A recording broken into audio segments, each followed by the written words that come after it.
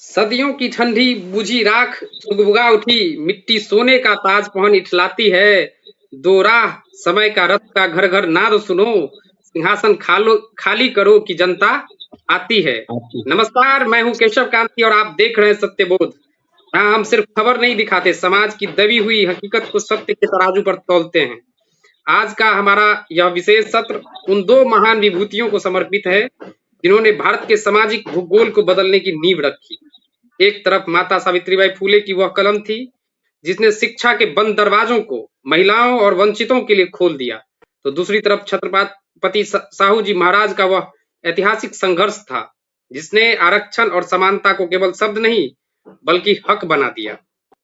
आगे बढ़ने से पहले यदि आपने अभी तक सत्यबोध को सब्सक्राइब नहीं किया है तो अभी करें और बेल आइकन दबाइए। और आप हमें फेसबुक और इंस्टाग्राम पर भी @केशव कांति हैंडल से फॉलो कर सकते हैं ताकि सामाजिक न्याय की यह मुहिम रुकने न पाए। आज इस गंभीर और वैचारिक विषय पर चर्चा करने के लिए हमारे साथ दो शख्सियत मौजूद हैं। एक बेहद खास शख्सियत है इंजीनियर सुकित नारायण बौद्ध जी। आप all India backward class federation Bihar के संगठन महासचिव हैं और बहुजन समाज की विचारधारा और संघर्ष को जमीन पर उतारने का निरंतर प्रयास कर रहे हैं। दूसरी ओर अजय कुमार जी हैं जो कि रिटायर्ड शिक्षक हैं और अपने कलम के माध्यम से इस समाज को हर समय सशक्त करने का प्रयास करते हैं। तो सर, सत्यबोध पर आप दोनों का बहुत बहुत स्वागत है। जी केशव कांति जी, मेरे तरफ से मैं यही कहना चाहूंगा कि इस मंच का आपका और इस कार्यक्रम से जुड़ने वाले तमाम बंधुओं का मैं हृदय की गहराई से जय संविधान के साथ उनका अभिवादन करता हूं, स्वागत करता हूं। जी बौद्ध जी, चर्चा की शुरुआत मैं बाबा साहब डॉक्टर भीमराव अंबेडकर के उस प्रसिद्ध कथन से करना चाहूंगा जहां उन्होंने कहा था, राजनीतिक शक्ति वह मास्टर चाबी है जिससे आप उन्नति के हर दरवाजे खोल सकते हैं। लेकिन इस मास्टर चाबी को गढ़ने का काम सावित्रीबाई की कलम और साहू जी के आरक्षण के संकल्प ने किया था। कहा जाता है कि साक्षरता से ही समझ आती है और संघर्ष से ही सत्ता। तो बौद्ध जी, जब हम सामाजिक क्रांति की बात करते हैं तो सावित्रीबाई फूले की कलम ने उस दौर के रूढ़िवादी समाज की चूल्हे कैसे हिला दी थी और उनका शैक्षिक संघर्ष आज के दौर में भी कितना प्रासंगिक है। दूसरी ओर छत्रपति साहू जी महाराज ने 1902 में ही आरक्षण की व्यवस्था लागू कर दिए थे और आज की सत्ता और राजनीति जिस तरह बहुजन प्रतिनिधित्व की बात करते हैं, साहू जी लगभग उन सपनों के करीब पहुंच पाए थे। केशव जी, मैं दो चार लाइन कुछ ऐसे लाइनों से आपका स्वागत करता हूं, इस कार्यक्रम का प्रारंभ करना चाहता हूं। वो है, खुशी को हम आगे फिर बढ़ाएंगे।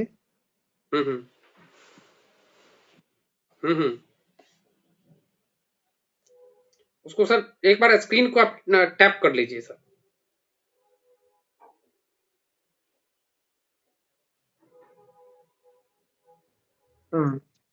जय भीम कबीर जगदेव का विधान, फूले सावित्री जय जय संविधान।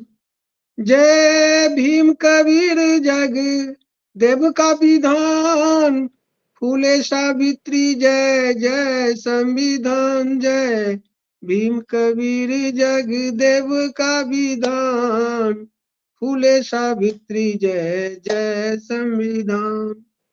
100 में 90 शोषित है, शोषितों ने ललकारा है। 100 में 90 शोषित है, शोषितों ने ललकारा है। धन धरती और राजपाट पर 90 भाग हमारा है। धन धरती और राजपाट में 90 भाग हमारा है। उठ जाग मुसाफिर भोर भयो, अब रैन कहाँ जो सोबत सोबत है। है उठ जो जाग मुसाफिर भोर जी। भयो, अब हम्म, रैन कहाँ जो सोबत है। जो सोबत है वो खोबत है, जो जागत है वो पावत है। जय भीम कबीर जग देव का विधान, फूले सावित्री जय जय संविधान। यही जो हमारे महापुरुष है, जी भीम जी कबीर जगदेव फूले सावित्री, इन तमाम का जो विधान है, उनका जी जी। बताया हुआ जो रास्ता है, उनका तैयार किया गया जो सिलेबस है, उनका हम्म, शोध किया हुआ जो तरीका है, उसको हम्म, अगर हम अपनाते हैं तो आपका हम्म, जीवन सुखद सार्थक सफल होगा। और अगर नहीं तो ये होने वाला नहीं है। इसीलिए जिसमें समता की चाह नहीं, वो बढ़िया इंसान नहीं।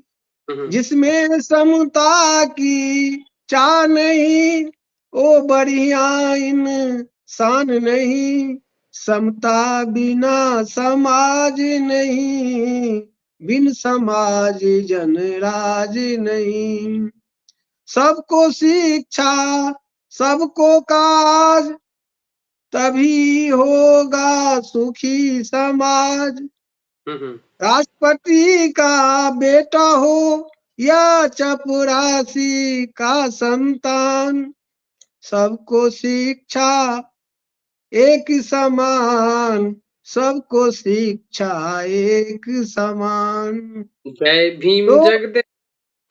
इसके बाद सर जय भीम। भीम जी, जगदेव जी। जय भीम कबीर जगदेव का जगदेव का विधान। विधान, फूले सावित्री जय जय संविधान। जय जी भीम कबीर जगदेव का विधान, फूले सावित्री जय जय संविधान। जी। जी। बहुत बढ़िया सर, बहुत तो बढ़िया। बहुत अच्छा जो सर एक कॉम्बिनेशन बनाया है सामाजिक न्याय को आगे बढ़ाने के लिए। बहुत अच्छा गाना है आपका ये।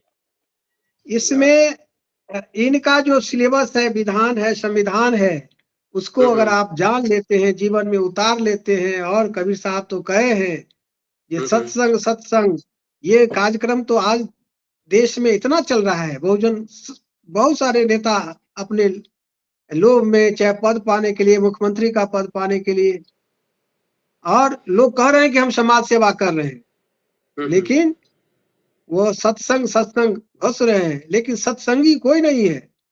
हम्म, क्योंकि कथनी करनी एक किए बिना सतगुरु कोई नहीं हो सकता है। सही रास्ता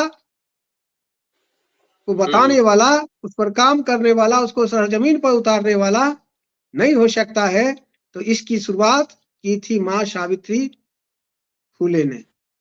हम्म, उन्होंने उस इन्हीं बातों की शोध की थी कि कैसे हम्म, हमारा समाज, उनके ज्योतिबा राव फूले जो थे, उनके बारे में मैं कहना चाहूंगा, ज्योतिबा से ज्योति मिला, आइडिया मिला। आइडिया आइडिया मेन थे हमारे ज्योतिबा फूले, उसको साथ दे रहे थे कदम कदम पर माँ सावित्री।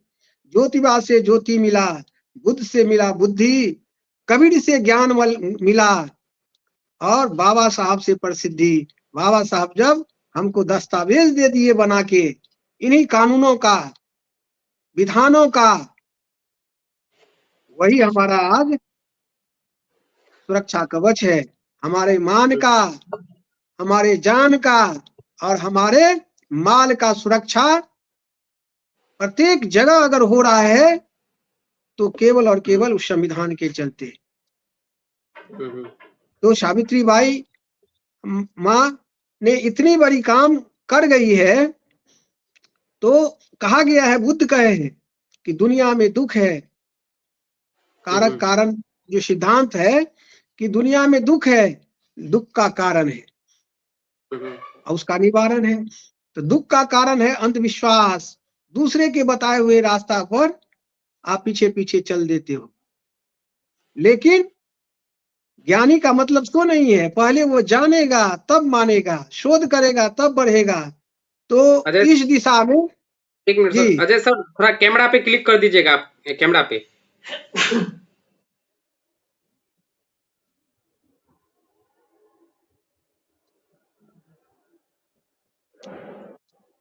अजय बाबू, अजय बाबू,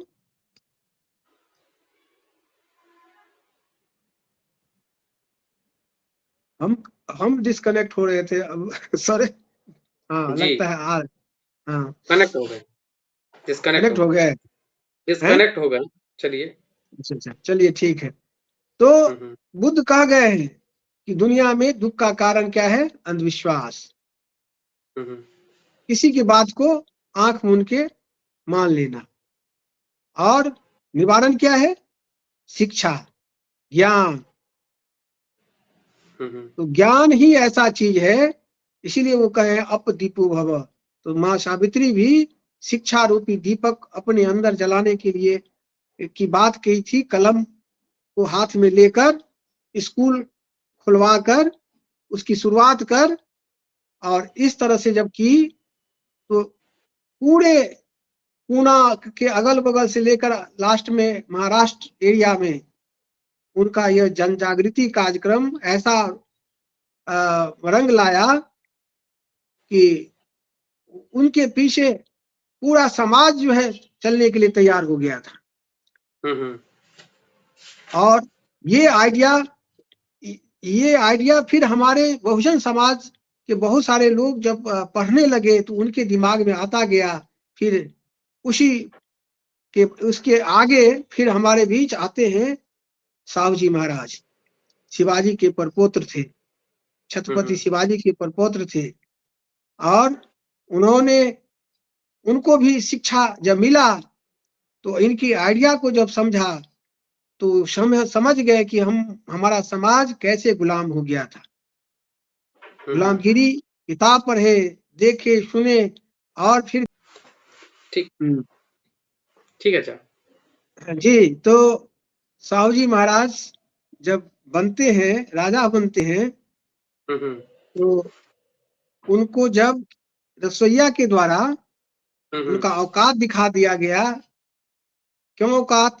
कि उस समय की जो व्यवस्था थी उसमें जिस जाति के रसोईया थे वो चाहे कोई भी काम कितना भी छोटा काम हो, लेकिन वर्ण व्यवस्था में सबसे ऊंचा स्थान था।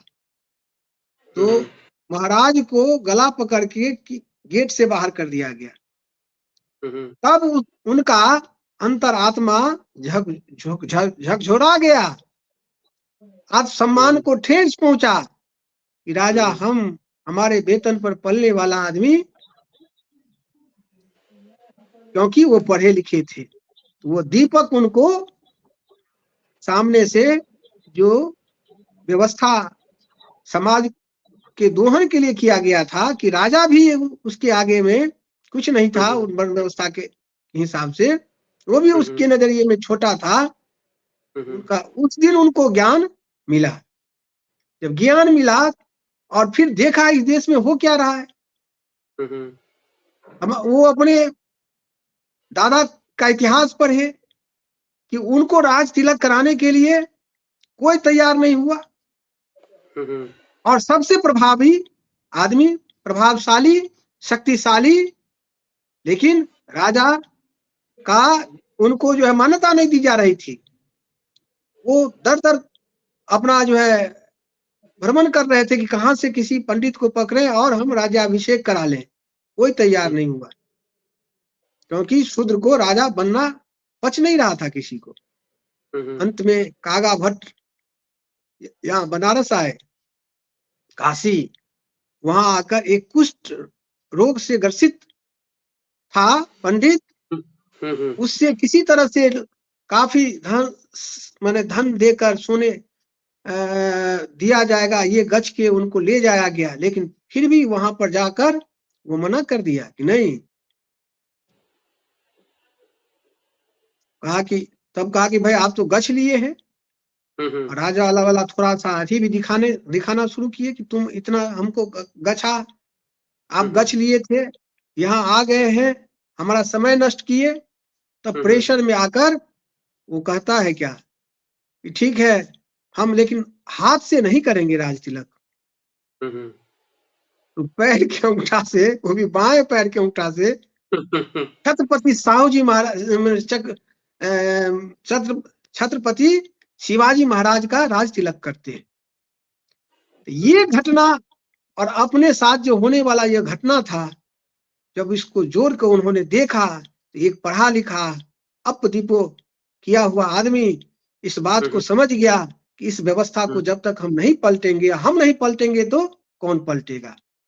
उन्होंने कहा कि ये जुल्म का राज चल रहा है, जुल्मत के दौर में मुंह खोलेगा कौन। साहू जी जैसा महाराज भी अगर मुंह नहीं खोलेगा, उस पर काम नहीं करेगा, तब फिर बोलेगा कौन। तो उन्होंने अपने व्यवस्था उसमें आकलन किया, अपना समीक्षा किया अपने राजपाट का कि वो ताकत आता है तो आता कहां से है इसको, इस समाज को कहां से ताकत आता है।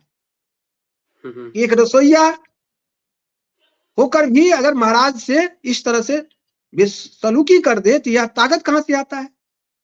तब चिंतन किए तो उनको पता चला कि शासन राज हमारा है, लेकिन प्रशासन उसके हाथ में है, नीति उसका है, उसका धार्मिक वर्चस्व है, उसका राजनीतिक वर्चस्व है, उसका प्रशासनिक वर्चस्व है। यह तीनों वर्चस्व जिसके पास रहेगा वो वर्चस्व में तो रहेगा ही, उसका बाल बांका नहीं हो सकता। तो उन्होंने कहा कि नहीं, आज के डेट में कम से कम राजा तो हम हैं, तो सत्ता तो मेरा है। एक तो वो स्वतः जान गए कि मेरा है, दूसरा कहा कि इसमें भी प्रशासन मेरे हाथ में नहीं है, क्योंकि 71 प्रशासनिक पदाधिकारी थे उस समय में उनके राजपाट में, उसमें से 60 पंडित जो रसोईया थे उन्हीं की जाति के लोग थे। तो कहा कि यहीं से दम आता है, यहीं से ताकत उसको मिल रहा है, यहीं से ऊर्जा मिल रहा है। उन्होंने कहा, और 500 कर्मचारी थे उनके राज्य में, उसमें से 490 केवल एक ही जाति विशेष के थे। तो उनको पता चल गया कि ये जो रुकता नहीं तमाशा रहता है खेल जारी हजारों वर्षों से, इस पर कमाल ये है, ये दिखता नहीं मदारी, तो मदारी का प्राण कहां पर है, उस तोता का प्राण कहां पर है, तो प्राण है प्रशासनिक पदाधिकारी, प्रशासन में जो उनका एकाधिकार है कि नहीं, धार्मिक जो में धर्म के रूप में जो उनका जो है एकाधिकार है, और सत्ता में जो उनकी नीति चलती है, जो विधान चलता है, जिसके चलते उसका कुछ नहीं बिगड़ रहा है। तो उन्होंने पहले तो स्वतः राजा थे ही, महाराज थे, दूसरा फिर वो क्या किए कि प्रशासन में हेर फेर कर दिए। उन्होंने 1902 ईस्वी में आरक्षण का शुरुआत कर दिया, और फिर 12 में जाकर फिर वो एनालाइज करते हैं कि अब क्या हुआ। तो उसमें क्या किया कि 50% पिछड़ों को भागीदारी दे दी, अनुपातिक भागीदारी, क्योंकि ये माना गया था कि 52% 50% क्या है पिछड़ों की संख्या है। तो उन्होंने पिछड़ों के लिए 50% हिस्सेदारी दे दी, और वह इस तरह से उनको हम आरक्षण का जनक कह सकते हैं। आरक्षण क्या है? आरक्षण है कि आपके साथ जो घटना की गई, घटना क्या, आपका जो दोहन शोषण किया गया है कि नहीं, उसका ये भरपाई है। जैसे कहीं एक्सीडेंट होता है, आपसे अगर किसी का एक्सीडेंट हो जाए तो अगला आदमी कहता है कि छोड़ो भाई, होते रहता है, और इसका जितना क्षति हो गया इसका दवा दिलो करा दो, नहीं तो इतना मुआवजा दे दो और आप जाइए। तो उसी तरह से इस समाज का जितना घाटा हुआ, तो उसका मुआवजा क्या था, वही आरक्षण की व्यवस्था की शुरुआत। उन्होंने आरक्षण व्यवस्था की शुरुआत की 1902 ईस्वी में, और इस तरह से फिर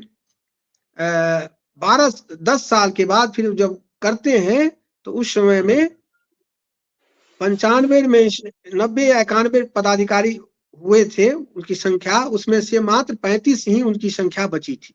लगभग 60 पदाधिकारी पिछड़ों का वहां पर हो गया था और इस तरह से वो सुधार कर पाए। और अब उस काल में उन्होंने शिक्षा पर, स्कूल पर पिछड़ों के बच्चों को स्टाइपेंड, उसको विशेष अवसर देकर उच्च शिक्षा के क्षेत्र में काम करना, और उस शिक्षा में और समाज का कोई भी अगर टैलेंटेड बच्चा होता था तो वो कैसे उच्च शिक्षा प्राप्त करे, इस पर भी उनका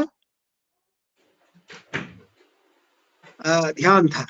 और इस तरह से बाबा साहब को भी उन्होंने स्टाइपेंड देकर देश भेजने का काम किया। उनकी अधूरी शिक्षा को पूरा करने में इनका काफी सहयोग रहा। तो जो विचारधारा कबीर का था, रैदास जी का था, फिर फुले साहब का था, ज्योतिबा सावित्रीबाई फुले का था, उसको अमली जामा अगर किसी ने पहनाया, किसी ने दिया, कर दिया, तो उसका नाम है छत्रपति साहू जी महाराज। जी केशव जी। सर, सवाल ये है कि आज के दौर में इन दोनों महापुरुषों को जब हम एक साथ जोड़ते हैं, दोनों के, एक ने समाज में शिक्षा की नींव रखी, शिक्षा की राह दिखाई बहुजनों को, दूसरे ने उसको लागू करके आरक्षण कार्यपालिका में जगह दिलाई। तो इन दोनों के विचारों को जब हम एक साथ देखते हैं तो हमारे समाज को जो बदलने के लिए दोनों ने बहुत बड़ी योगदान दी।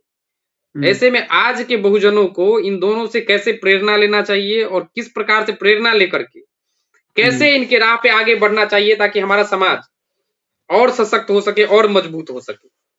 देखिए, हम सीढ़ी पर चढ़ते हैं, मंजिल छत पर जाना चाहते हैं तो पहले सबसे नीचे वाले पौधान पर पैर रखते हैं, फिर और ऊपर जाने के लिए दूसरे पौधान पर रखते हैं। इस तरह से क्रमिक रूप से हम अंत में छत पर चले जाते हैं। तो सावित्रीबाई का शोध किया हुआ विचार, फुले साहब का शोध किया हुआ विचार, वो पहला स्टेज था, पहला सीढ़ी था, जिसने विचारधारा दिया, आपको आइडिया दे दिया, और उस आइडिया को इम्प्लीमेंटेशन कौन कर दिए? तो साहू जी महाराज कर दिए। आइडिया मिला कैसे उनको?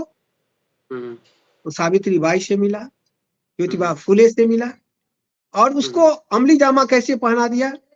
इम्प्लीमेंटेशन किए साहू जी महाराज। और फिर उनसे फिर सीख कर, क्योंकि फुले साहब को वैचारिक गुरु मानते हैं, बोधिसत्व डॉक्टर अंबेडकर, तो फिर वो उसको एक दस्तावेज के रूप में हम सबको दस्तावेज सबूत किए, जिसका नाम है संविधान।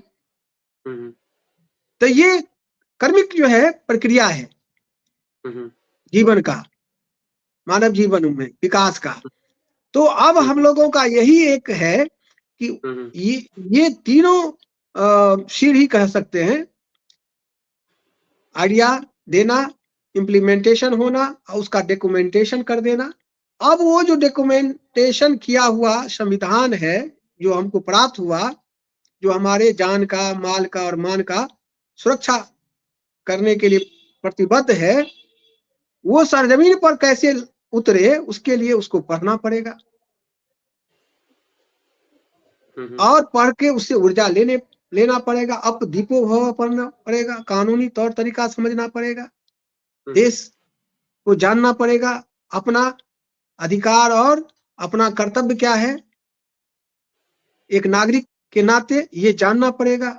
और जब आप जान जाते हैं तो आपका कर्तव्य बनता है कि आपके पास जो ज्ञान मिला उसको आप ट्रांसफर करें समाज में, जो नहीं जान पा रहे हैं, चाहे आपसे कम जानने वाले हैं, अंतिम व्यक्ति तक जना दीजिए, क्योंकि प्रजातंत्र में वोट का बहुत बड़ा महत्व है। वोट राजा चुनने का जो अधिकार था उसको प्राप्त करने में हजारों वर्ष लगा बहुजन समाज को। तो उसके महत्व को अगर हम जना देते हैं तो ये जो जागृति आ जाएगी तो उसका सब समस्या खत्म हो जाएगा। आप शुरुआत में ही कहे हैं कि बाबा साहब कहे हैं कि सत्ता वो चाबी है जो सभी समस्या रूपी ताला को यूं खोलता है। तो जड़ हुआ क्या? शिक्षा। शिक्षा से ये माने क्या कहते हैं, संघर्ष की, माने मनुष्य का जीवन जो है क्या है, ये संघर्ष है अपना अधिकार पाने का, जीने का। तो उसमें शिक्षा ही वो दीप है जहां से सावित्री बाई ने शुरू कर दी, उसको साहू जी महाराज ने सरजमीन पर उतारा और मैंने सत्ता में अपना भागीदारी प्राप्त करने का रास्ता खोल दिया आरक्षण देकर, उसकी शुरुआत कर, और बाबा साहब उसको दस्तावेज दे दिए और उस दस्तावेज को हमको पढ़ना है और अपने जीवन में उतारना है। अगर इतना कर लेते हैं तो आपका जो कष्ट है समाज का वो खत्म हो जाएगा। चलिए, बहुत बहुत धन्यवाद सर। ये जानने की जरूरत है हमारे समाज को कि सावित्री बाई फुले ने जो शिक्षा की राह दिखाया, आगे बढ़कर के जिस प्रकार से हमने आरक्षण का अधिकार हमें मिला साहू जी महाराज के द्वारा, जिन्होंने आरक्षण को लागू करके दिखाया, और बोधिसत्व बाबा साहब अम्बेडकर की जब बात करते हैं उन्होंने उसको डॉक्यूमेंटेशन करके हमें संविधान भी दे दिया। लेकिन सवाल है कि इतने दशकों, इतने शताब्दी बीत जाने के बाद भी, यानी कि 200 वर्ष की बात है, 100 वर्ष 200 वर्ष की बात हो गई, और इतने दिनों के बाद भी जो संघर्ष अभी तक जारी है, फिर भी जो हमें जिस गुलामी से आजादी मिल जानी चाहिए थी अभी तक मिल नहीं पाया है। इसका सबसे बड़ा जो कमी है क्योंकि हमारे समाज के लोग शिक्षा को आज भी ग्रहण नहीं कर पा रहे हैं, शिक्षा को समझ नहीं पा रहे हैं, संविधान की तरफ अपना रुख नहीं कर पा रहे हैं, क्योंकि उनके पास उतना वक्त भी नहीं है। दूसरी तरफ ये भी है कि सर वो लोग अपने काम में, अपने दिनचर्या में इस तरीके से व्यस्त हो गए हैं। और दूसरा सर सबसे बड़ा जो है ये कि वो संविधान पढ़ने के बजाय मंदिर में जाके सर पूजा पाठ कर सकते हैं, किसी सत्यनारायण अपने घर पे सर सत्यनारायण भगवान का पूजा रख सकते हैं, दूसरे अन्य काम में अपने आप को व्यस्त कर सकते हैं, लेकिन संविधान पढ़ने के लिए अगर उनसे बोला जाए तो वो ये कहेंगे कि हमारे पास वक्त ही नहीं है कि हम संविधान कैसे पढ़ें। तो हमारे ख्याल से हम तो ये कहेंगे कि जो जिस तरीके से सर जो उन्होंने सत्यनारायण कथा के माध्यम से अपना एक प्रोपेगेंडा चलाया है, हम तो ये भी चाहेंगे कि सर की all India backward class federation की तरफ से आप भी सर एक सत्यनारायण की जगह पर सर संविधान की कथा का प्रावधान कीजिए, शुरुआत कीजिए, ताकि जो है ना जब हो, अगर लोग अगर ऐसा ही करना चाहते तो संविधान की कथा सुने कि कितना संघर्षों के बाद हमें ये मतलब जो वोट का अधिकार मिला है, आरक्षण का अधिकार मिला है, पढ़ने लिखने का जो राइट टू एजुकेशन मिला है, समानता का अधिकार मिला है संविधान के माध्यम से, समता का अधिकार मिला है। जिस तरीके से हमें मतलब छुआछूत के तरफ, मतलब जो हमें मंदिरों में प्रवेश तक नहीं करने दिया जाता था, जहां मतलब इंसान नहीं माना जाता था, अब इंसान मानने लगे हैं। तो ये सारे चीज, जिस चीज से ताकत मिली है उस चीज को इंसानों को जानना चाहिए, और आज भी हमारा समाज उस चीज को न जान के उन चीजों के पीछे पड़े हुए हैं जिनसे उसे आज तक ताकत मिली ही नहीं। केशव जी आप तैयार रहिए, आपका मंच जी, आप जो क्वेश्चन हमसे कर रहे हैं जी, हमको आशा है कि आपका यह मंच एक दिन इसका समाधान निकाल के देगा समाज को। और समाज हमारा है कि मैंने भेड़िया धसान जैसे कह सकते, क्योंकि शिक्षा का जब अभाव है, दूसरा अर्थ का अभाव है, तो सही मायने में उसको वो बहुत बाल्यावस्था में गुलामी के बारे में तो महात्मा फूले कहे हैं कि उसमें सभी गुण खत्म हो जाता है। जब आदमी गुलाम हो जाता है, विद्या बल, धन बल, जन बल, सांस्कृतिक बल, अंत में मनोबल भी जो उसका अंदर का है, विल पावर, वो भी खत्म हो जाता है, तो उसके पास कोई गुण नहीं रह जाता है, तो मनुष्य नहीं रह जाता है, वो समझिए बैल ही है। तो उस समाज को उठाने के लिए जरूरत है कि हम पढ़े लिखे लोग थोड़ा सा पे बैक टू सोसाइटी के लिए जो है काम करें, जिस पर बाबा साहब अम्बेडकर का भी कहना था कि मुझे पढ़े लिखे लोगों ने साथ नहीं दिया, विश्वासघात किया।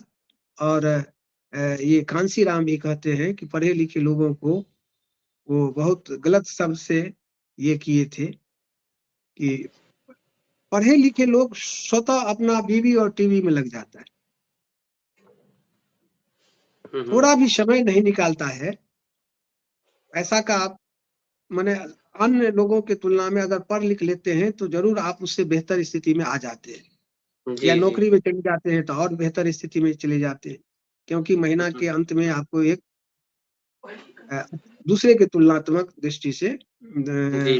पर आपके पास पैसा आ रहा है, लेकिन उसमें से एक भी पैसा आप समाज के नाम पर नहीं दे पाते हैं। आप जिस स्कूल में पढ़े उस स्कूल को स्टार्ट कराने के लिए किसने बलिदान दिया? आपके पिताजी दिए थे क्या? कि आप खुद जो है उसमें उस शिक्षक को वेतन देते हैं कि आपके पिताजी देते हैं? कौन देता है? सरकार दे रही है। सरकार को पैसा कहाँ से आता है? टैक्स से आता है, मालगुजारी से आता है। तो सबके पीछे किसी न किसी समाज का ही कोई किसी न किसी तरह से हाथ है। लेकिन व्यक्ति के पास देखिए कि इतना अज्ञानता है कि वो समझ रहा है कि हम पढ़ लिए तो हम अपने मेरिट से पढ़ लिए, लेकिन ये इस पढ़ने का अवसर तुम्हारे लिए खोला किसने? तुम जिस खून के हो उस खून में एक दो पीढ़ी ऊपर जाके देखो कि कोई था पढ़ा लिखा क्या? कोई था पदाधिकारी क्या? कोई था बड़ा व्यापारी क्या? बड़ा गृहस्थ कोई था क्या? अगर नहीं था, इसका मतलब अवसर नहीं था। तो ये तमाम तरह का अवसर अगर मिला है तो कोई महापुरुष तुम अपना जीवन दांव पर लगाकर किया, लड़ा और छीन के जो है तुम्हारे लिए अवसर दिया है। चलिए, तो तुमको भी अपने अगले जनरेशन के लिए, समाज के लिए उसी तरह से कुछ न कुछ करना चाहिए। जी। वाकई जैसा कि कहा गया है, मंजिलें उन्हीं को मिलती है जिनके सपनों में जान होती है। मंजिलें उन्हीं को मिलती है जिनके सपनों में जान होती है। पंखों से कुछ नहीं होता है, हौसले से उड़ान होती है। तो सावित्री बाई और साहू जी महाराज के हौसले की ही देन है कि आज एक वंचित समाज का व्यक्ति भी कलम थाम कर सत्ता की आंखों में आंखें डालकर बात कर सकता है। तो सुखित जी और हमारे साथ जो अजय जी भी जुड़े थे, लेकिन ड्यू टू जो है इंटरनेट और उनके कैमरा का जो है मतलब डिस्कनेक्शन की वजह से वो अभी हमारे कार्यक्रम में लाइव नहीं हो पाए। तो हमारे साथ जुड़ने और इतनी महत्वपूर्ण जानकारी साझा करने के लिए आप सभी का बहुत बहुत धन्यवाद। दोस्तों, यह चर्चा आपको कैसी लगी कमेंट बॉक्स में अपनी राय जरूर दे। वीडियो को लाइक करें और शेयर करें ताकि यह वैचारिक क्रांति हर घर तक पहुंचे। देखते रहिए सत्यबोध, क्योंकि समाज ही सत्य है और सत्य ही सुंदर है। जय भीम, जय भारत, जय संविधान। जय संविधान।